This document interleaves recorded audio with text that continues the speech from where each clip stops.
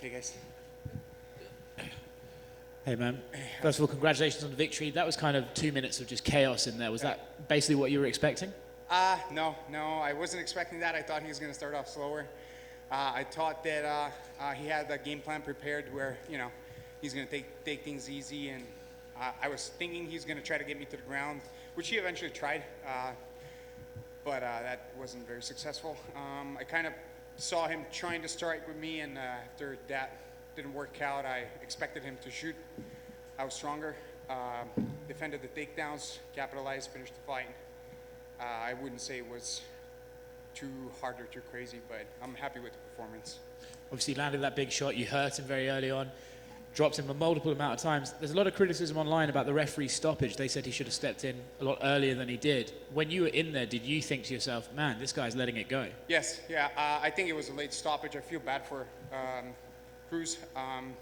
I saw him taking the damage, and he wasn't defending himself properly because a lot of it was landing. He was bleeding a little bit, so I thought that it could have been stopped sooner. His corner was yelling, he's gassing out. I wasn't gassing out. Of course, my tempo was slowing down, but I wasn't gassing out. I was preparing for this fight. I had a full camp. I could have kept that going. Momentum.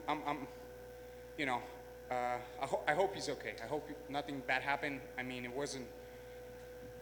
I don't think it was too crazy, but it definitely could have been stopped a little bit sooner, just so he can get back in the game a little bit sooner. But yeah, this is what it is.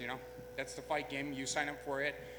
Nobody forced us to do this. We all love this. I don't think he feels bad for a minute. He tried. He failed. I mean, if he never failed in his life, or if nobody ever failed, we wouldn't be where we are at today. So props to him stepping in, making the fight happen. A lot of people have been asking us in the last.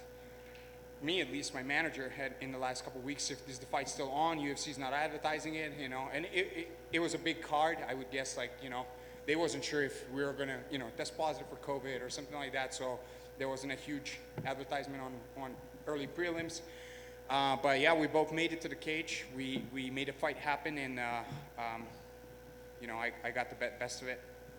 You touched on it there while you were speaking that you could have carried on that sort of tempo, but is there a moment in there where you go, well, I know I've got this guy hurt, but if I keep punching this much for this long, I'll eventually tire out? Was there a moment where you thought maybe you should take the foot off the gas, or did you just think, I've got this finish right here, I need to just go for it? Yeah, I saw the finish coming. Yeah, he was not I didn't think he could do it anymore. Every move he tried, I would just sprawl back on his hands, back on his shoulders, on his head. He couldn't carry my weight. He just moved to 55 from 45, so there's some disadvantage in weight, I believe so. And I was faster, I was stronger. It was inevitable. Congratulations, man. Appreciate it. We're glad you're here. Yep. After a win on the Contender Series, you were pretty open on the what your camp was doing to kind of combat COVID, like coming in groups Yes. and everything. And were you still doing that, or has it evolved since as the world's progressed? So they have been on with the COVID testing and everything. We've had a lot of changes. In the meantime, I have moved my camp to California, so I haven't been in Anchorage Brazilian Jiu-Jitsu as much. I had to travel back and forth to see my immigration attorney in Alaska. So there was a lot of stuff going on in these couple months. That's kind of one of the reasons why I haven't been in the cage sooner than right now. But I didn't get a chance to look closely into what has been going on. But I know that some of the Alaskan laws have changed as far as how many people you can have. So they added the additional space to the gym. So it was they kept keeping up with the new restrictions, and then close it down a little bit and then open it back up. So I think it's getting a lot better right now. As I said just minutes ago in another interview, states are opening back up. Texas is leading the way. I'm honestly very happy to hear that and see that, and then it's about time for this country to get back on the feet. And this is a huge sport, and it's taking a lot of momentum right now. People love to see it. Everybody are following a lot, and I think the sooner we get everybody back on feet, the sooner we're going to have full arenas, and it's going to be probably better than ever it was, because we've had the fights going on when everybody else was shying away and kind of standing back. NBA, baseball, and all the other sports. So going off of that, for your next fights coming up, are you looking to fight stateside, or would you mind going to Fight Island for a fight? That also, immigration, my case that I have going on right now, it's being worked on a national interest waiver.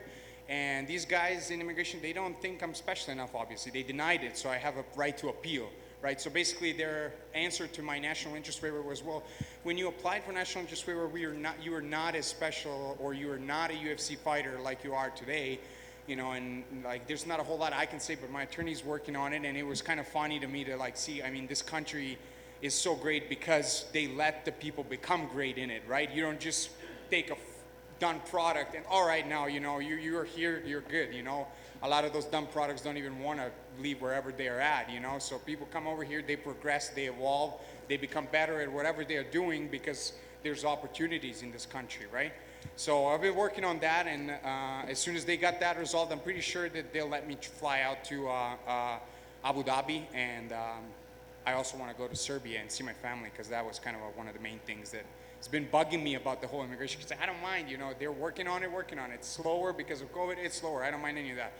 But not being able to see my family, that bugs me. When is the last time you saw your family in person? November 2017.